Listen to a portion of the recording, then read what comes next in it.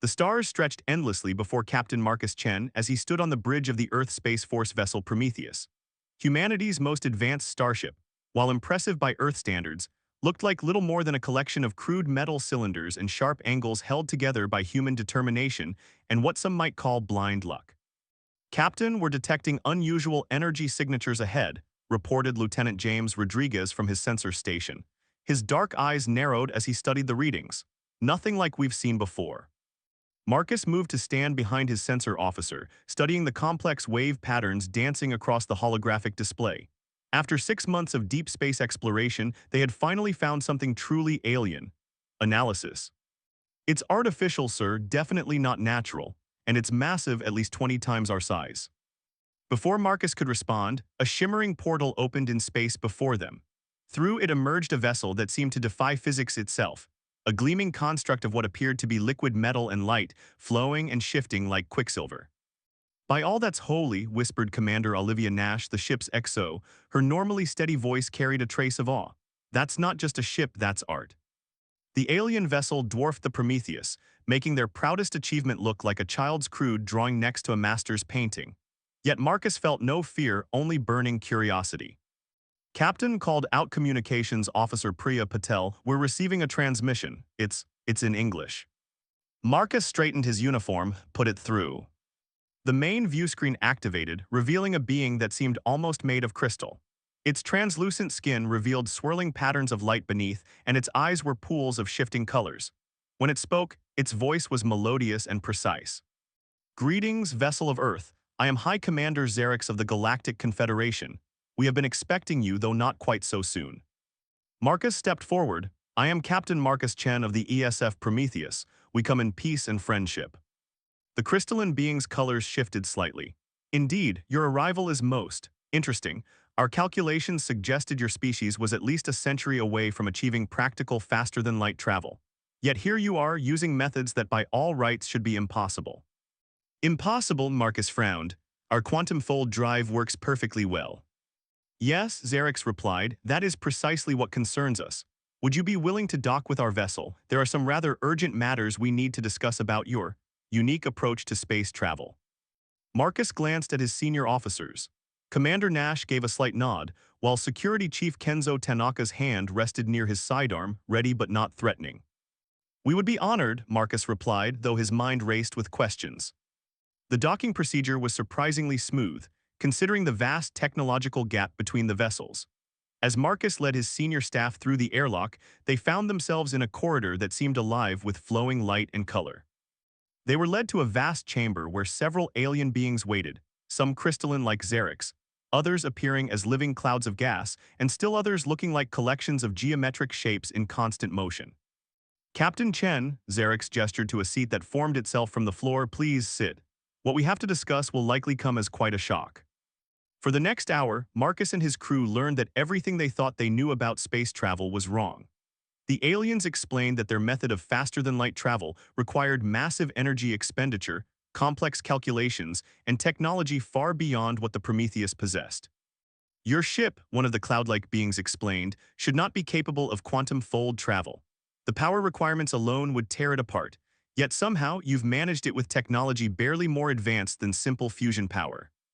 "We've run thousands of simulations," added a geometric being, its shape spinning faster in apparent agitation. "By every known law of physics, your method should fail catastrophically, unless—" "Unless what?" Marcus asked, leaning forward. Xerix's colors swirled rapidly. "Unless you're not using technology at all, at least, not in the way we understand it. Our scans of your crew show something unprecedented. When you engage your quantum fold drive, your brains show patterns of activity in regions that, in our species, are completely dormant." "Are you suggesting," Commander Nash spoke up, "that we're somehow controlling spacetime with our minds?" "Not consciously," Xerix replied. "But yes, somehow your species has evolved the ability to intuitively understand and manipulate the quantum fabric of spacetime. You've built ships that don't so much push through space as ask it to move aside, and you've done this without even realizing what you were doing." Marcus sat back stunned, "But that's impossible." "Captain," Xerix's voice carried a note of what might have been fear, "you're doing the impossible every time you travel between stars. And that makes your species potentially the most powerful force this galaxy has ever seen." As Marcus looked around at the assembled aliens, he realized that their expressions weren't just of scientific curiosity. They were looking at his crew with something approaching terror. Humanity had stumbled onto the galactic stage not as primitives to be guided, but as beings with capabilities that defied the very laws of physics as the galaxy understood them. And Marcus knew, in that moment, that everything was about to change. The vast laboratory aboard the Confederation vessel hummed with activity as aliens of various species conducted their tests. Captain Marcus Chen watched as Commander Olivia Nash underwent yet another scan, her face serene despite being surrounded by equipment that looked more like abstract art than scientific instruments.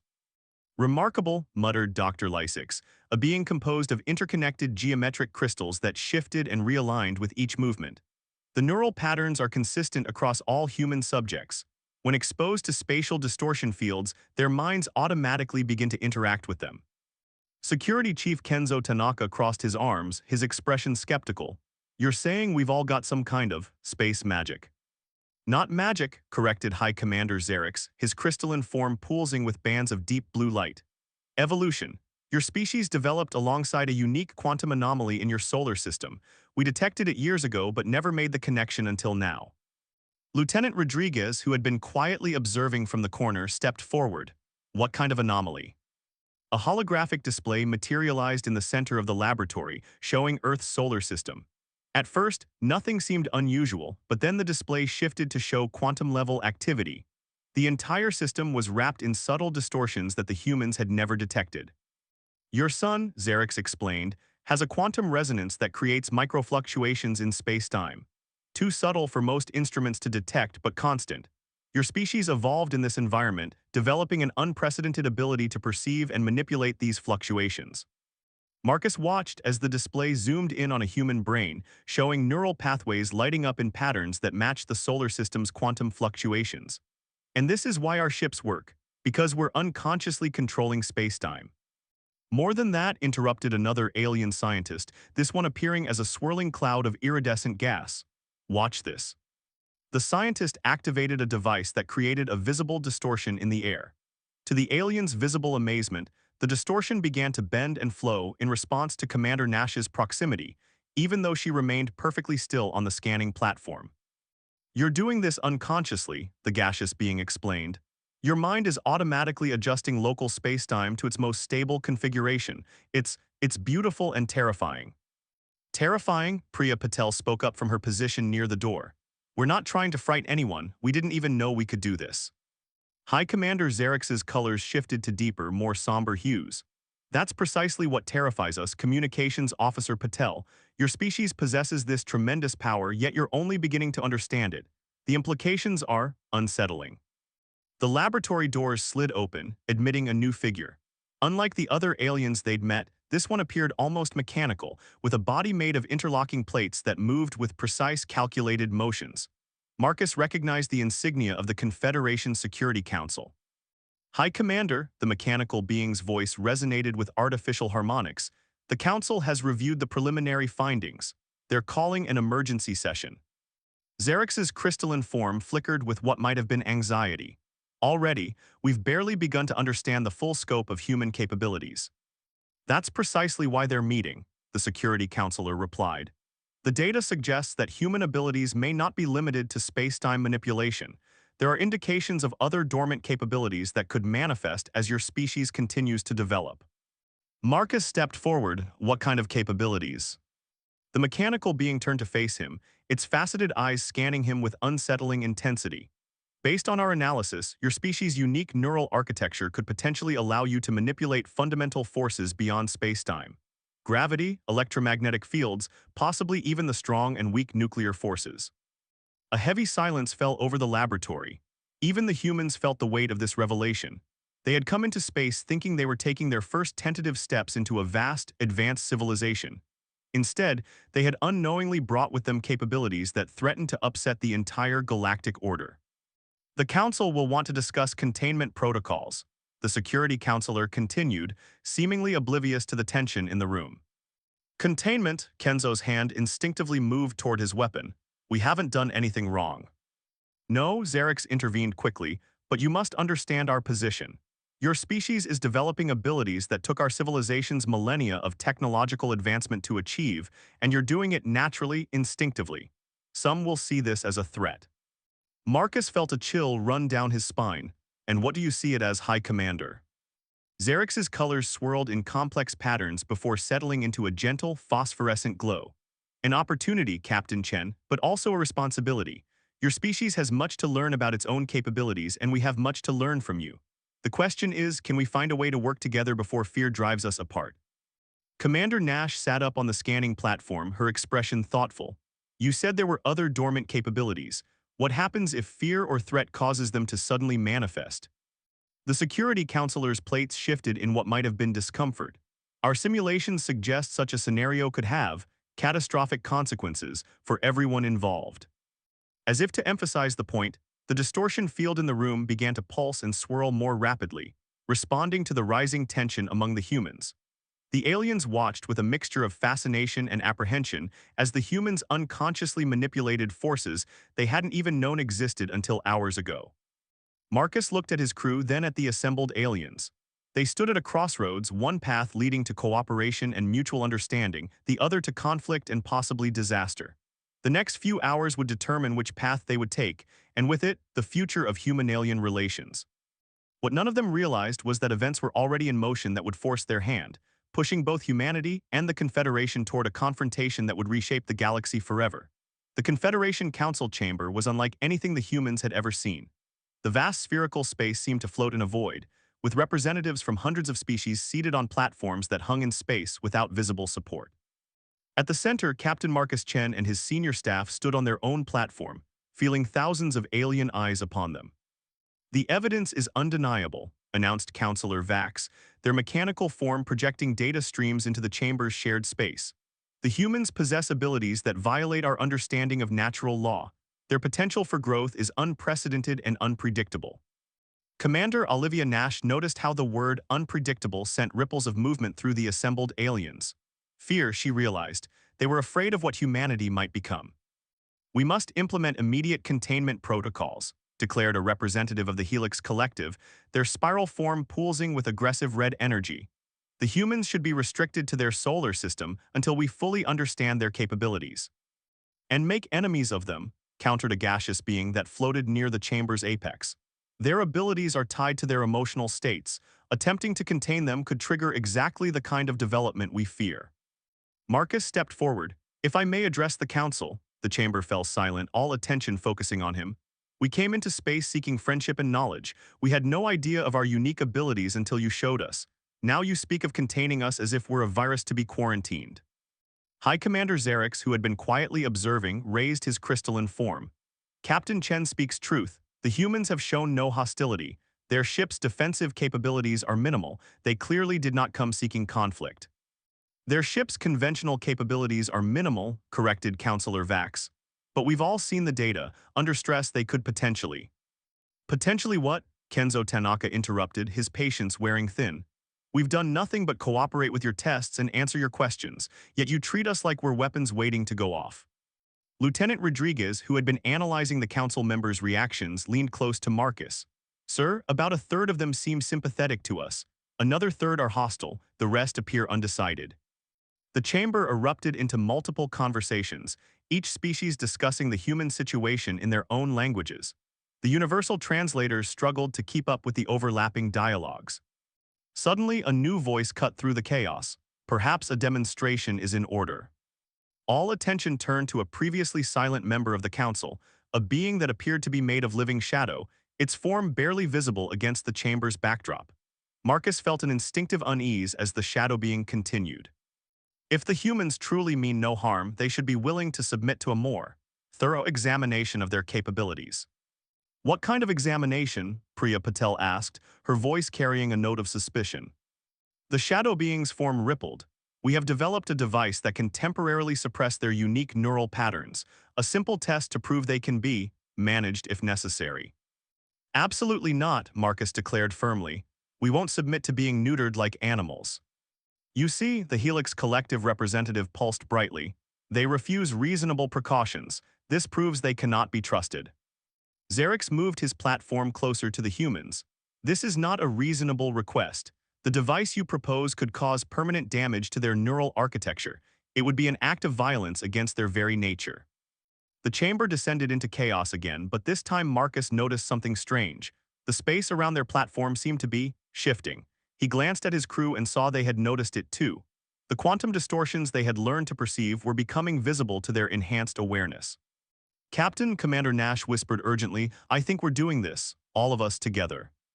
She was right. The stress of the situation was causing their newfound abilities to manifest more strongly.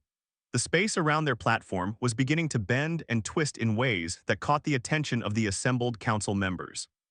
The shadow being moved forward. You see, even now they manipulate reality without conscious control. They are too dangerous to be allowed free rein in the galaxy. But Marcus noticed something else. Not all the council members showed fear. Many were watching with fascination, even wonder. The gaseous being from before drifted closer. "Look carefully, colleagues," it announced. They respond to perceived threat with defensive positioning, not aggression. Their spatial manipulations create distance, not damage. Even unconsciously, they show restraint. Another counselor, this one appearing as a collection of crystalline fractals, joined in. "Perhaps instead of asking how we can contain them, we should be asking what we can learn from them. Their intuitive understanding of spatial mechanics could revolutionize our own technologies." The chamber divided clearly now, those who saw humanity as a threat to be controlled, and those who saw an opportunity for growth and understanding. The tension was palpable, the very fabric of spacetime around them responding to the growing conflict. Marcus realized they stood at a crucial moment. How they handled the next few minutes could determine humanity's place in the galaxy for generations to come. He stepped forward again, the space around him rippling with untapped potential. "Members of the council," he began, his voice steady despite the pressure, "we understand your fears. But consider this, we discovered these abilities mere hours ago and already we're learning to control them. Not through technology or force, but through understanding and cooperation. Isn't that exactly the kind of species you would want as allies?" The chamber fell silent as his words sank in. But before anyone could respond, alarms began blaring throughout the station.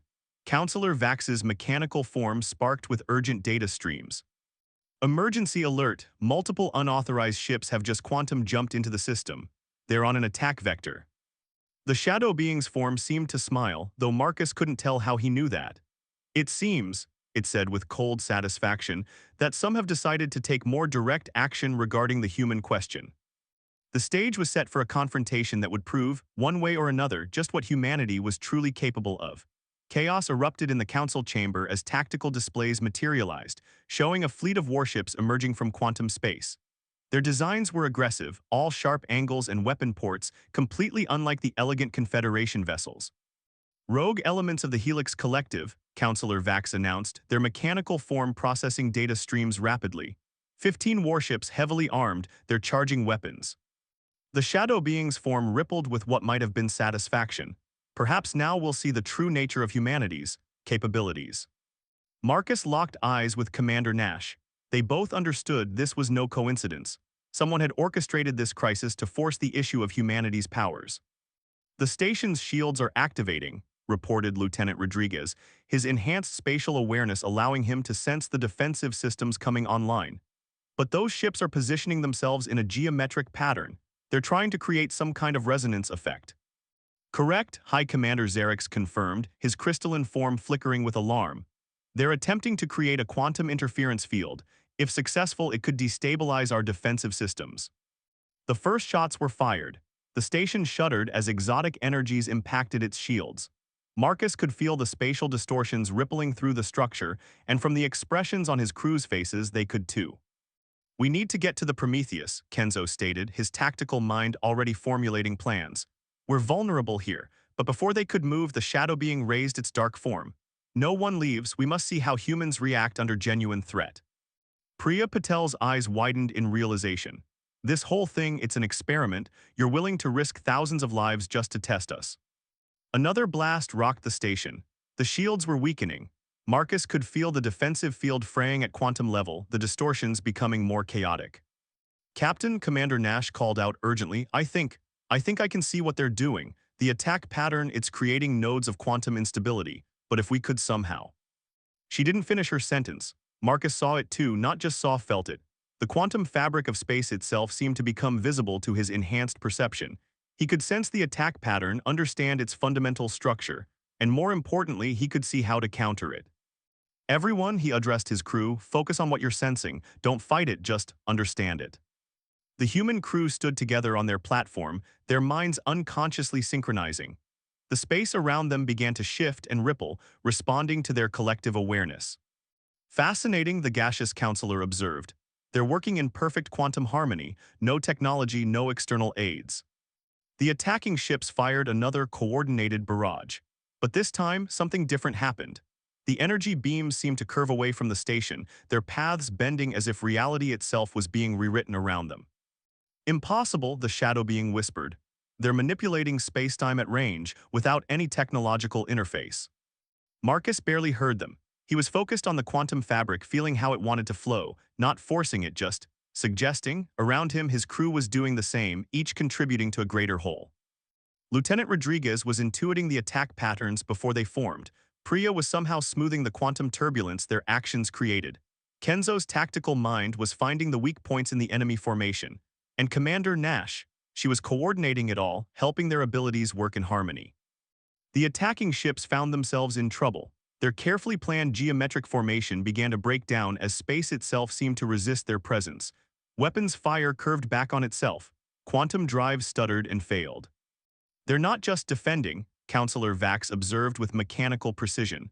They're rewriting local physics, making our weapons mathematically impossible within their sphere of influence. The shadow being's form contracted. Enough, activate the suppression device.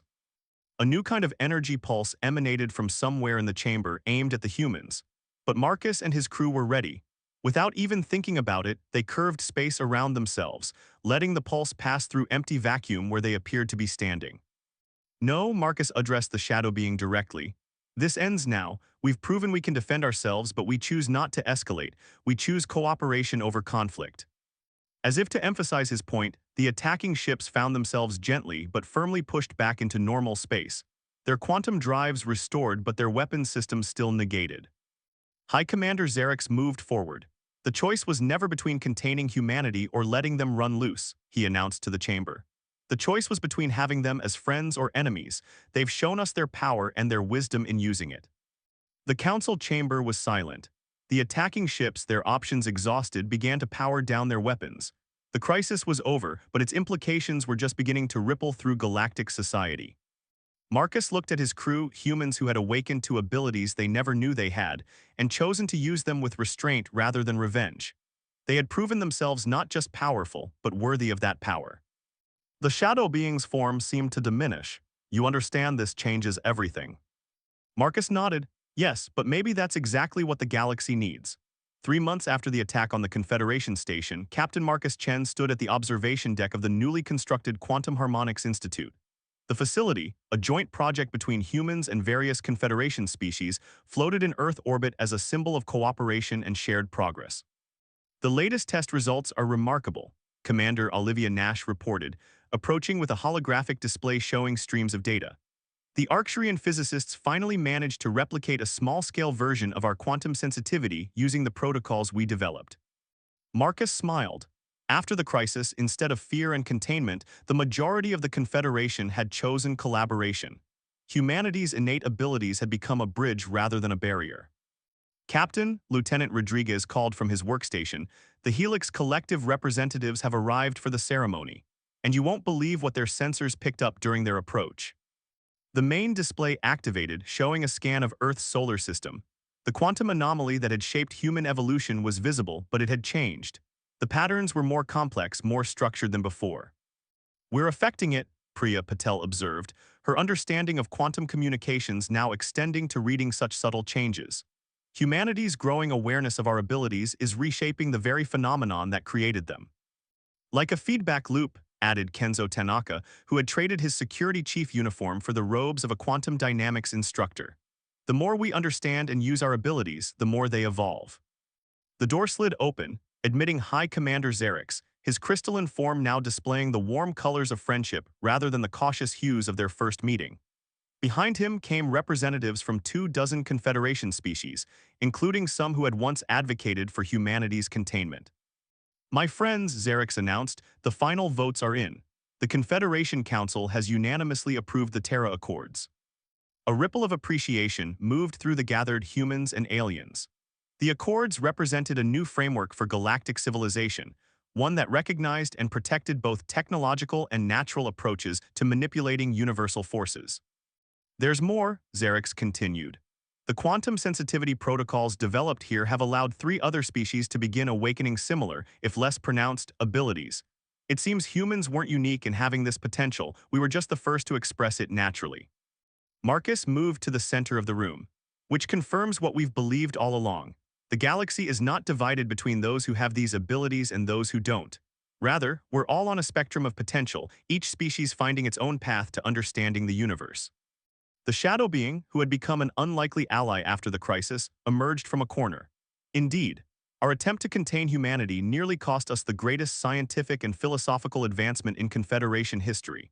The question was never whether humans were too dangerous to join galactic society, but whether galactic society was ready for the changes humans would bring. The room's quantum field rippled slightly. Humans were getting better at controlling their unconscious effects on spacetime. Now such ripples expressed emotion rather than defense, creating patterns of subtle beauty in the fabric of reality itself. The first human-designed quantum ships will launch next week, Commander Nash reported.